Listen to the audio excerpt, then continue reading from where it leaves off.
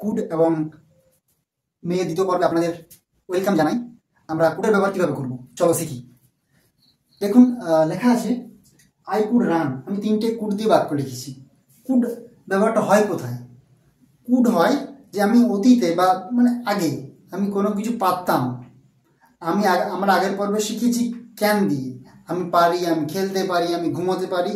এটা কি হবে? আমি খেলতে পারতাম, আমি ঘুমোতে পারতাম, আমি সাঁতার কাটতে পারতাম, আমি খেলতে পারতাম। অতীতে কোনো কিছু পারতাম এই অর্থে আমরা কুড ব্যবহার করি। দেখুন তিনটে বাক্য লেখা আছে। আই কুড রান, আমি দৌড়াতে পারতাম। হি কুড সুইম, সে সাঁতার কাটতে পারত। দে কুড প্লে, তারা খেলতে পারত। শুধুমাত্র আমরা কি করেছি এখানে? শুধুমাত্র সব কিছু বাক্যের সবগুলো কমন, শুধুমাত্র এই ভার্বগুলো আলাদা। তাহলে আমরা আরো অনেক বাক্য করতে পারবো।